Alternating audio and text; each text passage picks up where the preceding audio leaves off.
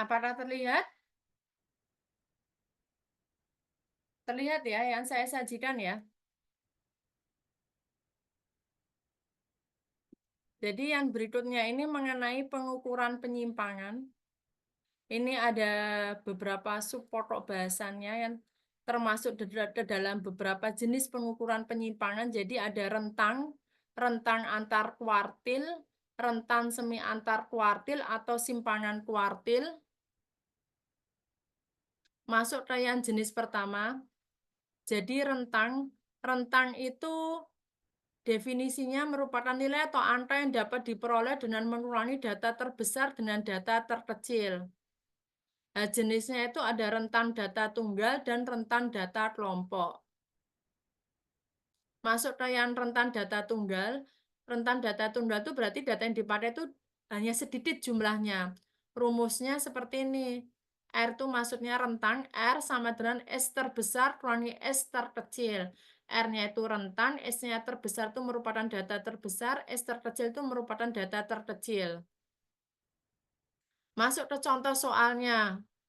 Jadi contoh soalnya ini seperti ini, ada nilai 10 mahasiswa, datanya seperti ini, kalian bisa lihat.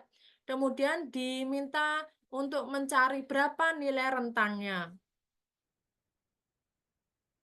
Langkah berikutnya, langkah penyelesaiannya ada beberapa langkah. Yang pertama mengurutkan data terlebih dahulu. Jadi datanya nilainya tadi kan masih acak. Itu diurutkan terlebih dahulu dari yang paling kecil menuju yang paling besar. Langkah kedua, menghitung nilai rentang. S terbesar kurangi S terkecil. Nilai pada data yang sudah diurutkan, nilai terbesar itu berapa? 90. Dikurangi nilai yang paling kecil, kurangi 35, sebesar 55. Jadi nilai rentangnya 55. Nah, ini sebesar ini. Jadi, mudah sekali kan ini sebenarnya. Hanya mencari nilai paling besar, kurangi nilai paling kecil kalau nilai rentang. Tapi kalian ketika mengurangi nilainya harus diurutkan terlebih dahulu ya. Datanya harus diurutkan terlebih dahulu ya. Seperti itu. Ya itu. Berikutnya, rentan data kelompok. Jadi data yang sudah dikelompok, datanya itu yang digunakan adalah data yang sudah dikelompokkan dalam bentuk distribusi frekuensi. Ada beberapa rumus ini. Ada 3 rumus ini untuk mencari nilai rentangnya. Tepi rumus pertama, tepi atas kelas terakhir kurangi tepi atas kelas pertama. Yang kedua, titik tengah kelas terakhir kurangi titik tengah kelas pertama. Yang ketiga, batas bawah kelas terakhir kurangi batas bawah kelas pertama.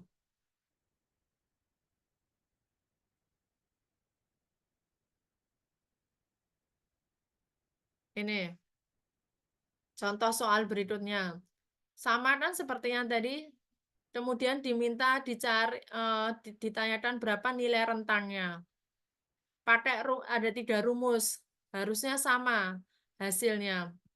Rumus yang pertama, tepi atas kelas terakhir kurangi tepi atas kelas pertama. Lihat pada tabel, kenapa bisa 90 kurangi 60?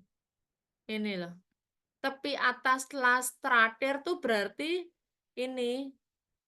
Kelas terakhir tuh ini, tepi atasnya itu berarti ini loh, 90 dikurangi berapa ini? Tepi atas kelas pertama. Lihat pada kelas paling atas. Tepi atasnya itu berarti angka pertama maksudnya. 60. 90 kurangi 60. 90 kurangi 60. Sebesar 30. Nah ini. Itu cara pertama pakai rumus pertama. Cara kedua pakai rumus kedua. Titik tengah kelas terakhir kurangi titik kelas pertama. Kelas terakhirnya mana? Kelas terakhirnya ini.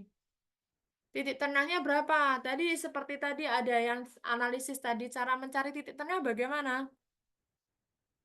Ada 2 cara kan? Dengan cara menjajari tangan, apa menjajari tangan. Ini patokannya kelas terakhir ya. Ada 90, 91, 92, 93, 94. 5 yang angka tengah itu berarti berapa? 92 kan? Sebentar, sebentar. Yang 92 titik tengahnya. Kalau mau pakai cara yang kedua, dengan cara angka terakhir kurangi angka pertama hasilnya berapa, hasilnya itu dibagi 2, hasilnya itu berapa ditambahkan pada angka pertama. 94 kurangi 90 hasilnya berapa? 4 kan? 4 dibagi 2 hasilnya berapa? 2 kan? 2 ditambahkan pada 90. Nah, titik tengahnya 92 sama lah, sama-sama dengan 92. Itu. Ini titik tengah kelas terakhir 92. Terus kurangi titik tengah kelas pertama. Cara berpikirannya sama seperti tadi. Kurangi 62. Kenapa ini bisa 62? Pakai jari tangan atau dikurangi atau dengan cara rumus 64 kurangi 60 hasilnya berapa, hasilnya dibagi 2 hasilnya itu berapa ditambahkan pada 60. 962 sama kan. Cara ketiga atau rumus ketiga, batas bawah kelas terakhir kurangi batas bawah kelas pertama. Jadi patokannya itu kelas terakhir sama kelas pertama kalau mencari nilai rentang. Batas bawahnya ini tadi ada dua cara kan, seperti yang analisis-analisis sebelumnya. Bagaimana cara mencari batas bawah? Lihatlah sebelumnya, angka terakhir yang dilihat 89 ditambah setengah, berarti batas bawahnya 89 setengah. Atau lihat, atau pakai cara yang berikutnya, yaitu dengan kelas yang dimaksud, tapi yang dilihat angka pertama kurangi setengah, 90 kurangi setengah. Nah, itu. Terus cara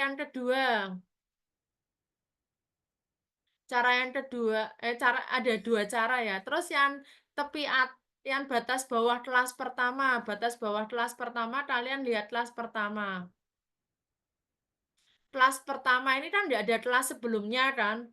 Berarti kalau kalian mau pakai cara dengan melihat kelas sebelumnya itu kan kalian harus mencari dulu. Itu berarti harus apa ya, mengeluarkan effort lagi. Lebih baik sudah pakai cara yang dengan cara melihat kelas yang dimaksud. Kalau melihat kelas yang dimaksud berarti melihatnya angka pertama dikurangi setengah. Ini berarti 89,5 kurangi 59,5 sebesar 30 sama. Nilai rentangnya sama. Rentan tuh paling mudah di dalam jenis pengukuran penyimpangan. Ada 3 rumus sama saja ini. Hasilnya sama. Nah, sampai di sini ada yang mau ditanyakan?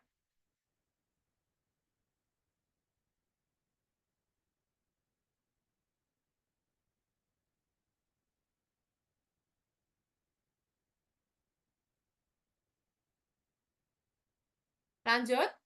Saya lanjutkan jenis yang kedua. Rentang antar kuartil. Jadi rentang antar kuartil itu nilai atau angka yang dapat diperoleh dengan mengurangi kuartil ketiga atau kuartil atas dengan kuartil pertama atau kuartil bawah. Rumusnya itu RA, simbolnya itu RAK kurangi K3 kurangi K1.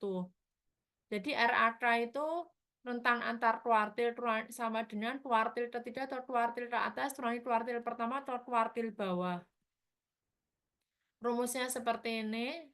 Contoh soalnya seperti ini, ada 9 nilai mahasiswa, kemudian diminta dicari berapa nilai rentan antar kuartil, kemudian bagaimana kesimpulannya. Langkah pertama, kalian menghitung kuartil 1 sama kuartil ketiga. Jadi caranya bagaimana saya tidak akan menjelaskan seperti materi sebelumnya. Jadi kalian melihat langkahnya itu seperti sebelumnya, dilihat dulu itu ini data tunggal atau data kelompok. Nah, disesuaikan kan caranya berbeda kan. Jadi ketika untuk menghitung kuartil 1 sama kuartil ketiga, lihat pada materi yang ada di kuartil pertama sama kuartil ketiga. Terus didapatkan lah. Nilai K1-nya sebesar 42,5, nilai K3-nya 75. Kemudian RAK-nya rentan antar kuartilnya berapa? Itu merupakan pengurangan dari K3 dengan K1. Dikurangi RAK-nya sebesar ini. Terus kesimpulannya seperti apa? Digambarkan seperti ini. Ada kurva seperti ini. Terus K1 sama K3 itu merupakan batas. K1 batasnya yang sebelah kiri, K3 itu batasnya yang kanan. Ditulis K1-nya sebesar 42,5, K3-nya 75. Terus RAK itu diantaranya K1 sama RK3. Jadi kalau disimpulkan itu sebanyak 50% mahasiswa mendapatkan nilai statistik paling kecil sebesar 42,5 masuknya K1-nya, paling besar itu sebesar 75 itu masuknya K3-nya dengan nilai rentan antar kuartil atau perbedaan paling tingginya itu sebesar 32,5. Mau diubah angkanya seperti apapun ini tulisannya memang sebanyak 50%. Karena ini penggambaran penerjemahan dari kurva seperti ini tuh maksudnya yang ada di dalam kurva ini yang diberi batasan itu sebanyak 50% ini. Kan kalau dibagi itu kan kalau ada garis di tengah ini 25%, terus di sininya itu 25 tambah 25 itu 50%. Dan kalau digambarkan seperti ini RAK-nya. Itu tadi data tunggal ya. Kalau data kelompok seperti ini, sama kan seperti contoh soal sebelumnya, hanya berapa nilai RAK-nya, kemudian kesimpulannya seperti apa. Langkah pertama menghitung kuartil pertama sama kuartil ketiga. Ini lihat materi sebelumnya. Berarti kalian lihatnya caranya pada penghitungan kuartil pertama dan kuartil ketiga pada data kelompok. Kalau yang tadi data tunggal ya, kan beda cara langkah penyelesaian kuartil pertama, kuartil ketiga pada data tunggal sama data kelompok itu kan berbeda. Nah, di sini karena contoh soalnya itu baru membahas RAK pada data kelompok, berarti untuk menghitung kuartil pertama sama kuartil ketiga pada data kelompok, kalian lihatlah materi pada penghitungan kuartil pertama dan kuartil ketiga pada data kelompok. Langkah kedua menghitung RAK-nya ya tinggal dikurangi. K3 kurangi K1 itu berapa? RAK-nya sebesar 9,8 kalau digambarkan seperti ini. Seperti tadi yang data tunggal. Kurvanya seperti ini, batas kiri K1 sebesar ini, batas kanan K3 seperti ini, RAK-nya sebesar ini. Ya, seperti ini. Terus ya tinggal dituliskan. 50% itu merupakan area yang ada di dalam batasnya ini.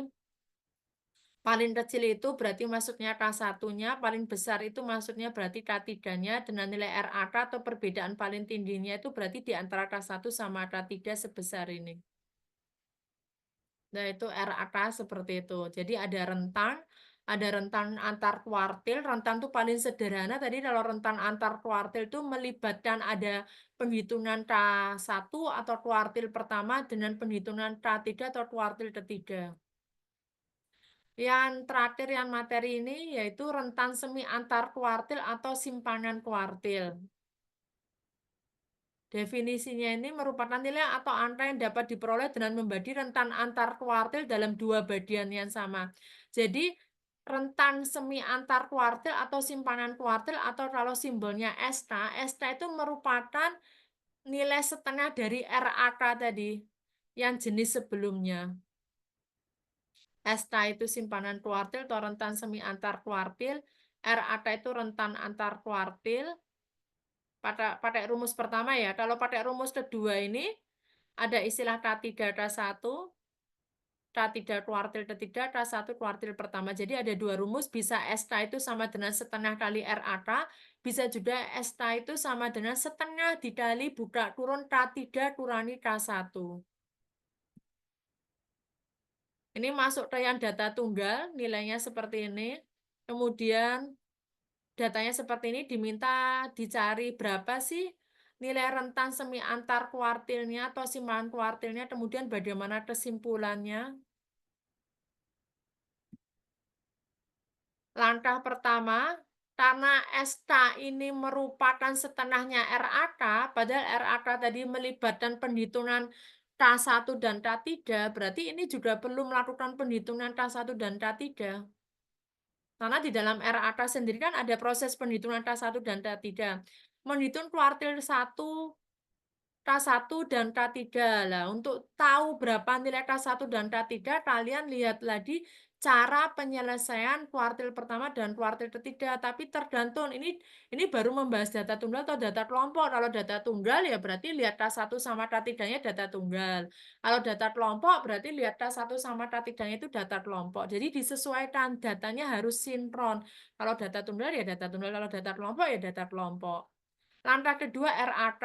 Ini sebenarnya langkah 1 sama langkah kedua itu merupakan langkah penghitungan RAK yang tadi sebelum dibahas ini kan.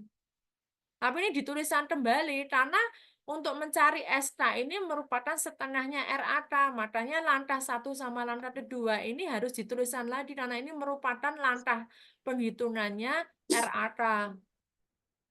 Kemudian yang ketiga baru mencari SK. SK itu ya maksudnya setengahnya RAK atau setengahnya buka turun K3 kurangi K1 hasilnya sama saja.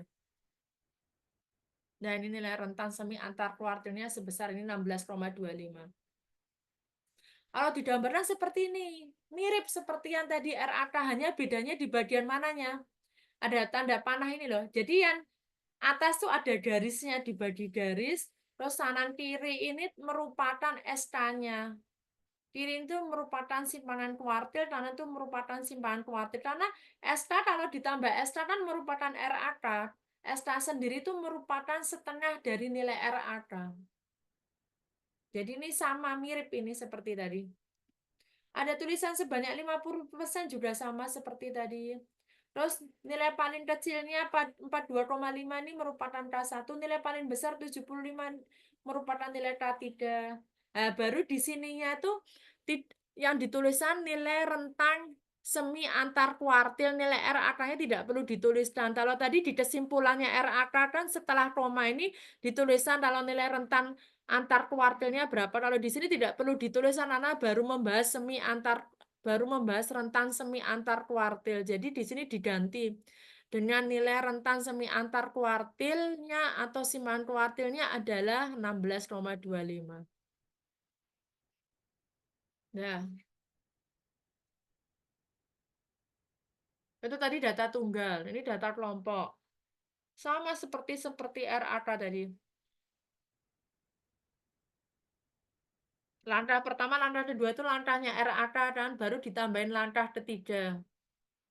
Jadi SK itu merupakan nilai setengahnya RAK atau cara kedua nilai setengahnya buka turun K3 kurangi K1. Kalau ini kalau kalian melakukan penghitungan ini berarti langkah pertama ini yang K1 K3 itu kalian lihat contoh langkah perhitungan K1 dan K3 pada materi yang kuartil tapi yang data kelompok ya karena ini baru membahas data kelompok. Kecuali kalau yang tadi data tunggal berarti K1 sama K3-nya perhitungannya juga pada data tunggal. Ini pada data kelompok.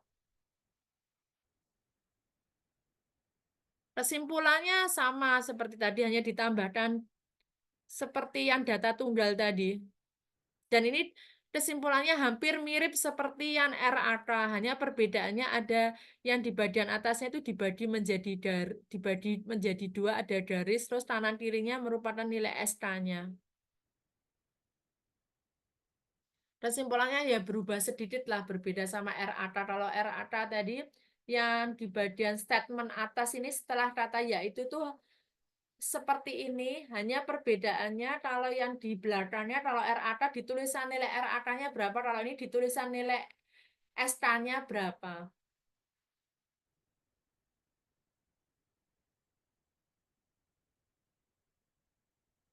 Nah, ini daftar pustaka yang dijadikan acuan untuk beberapa jenis pengukuran penyimpanan. Oh, banyak ini. Ada beberapa sumber. Ya,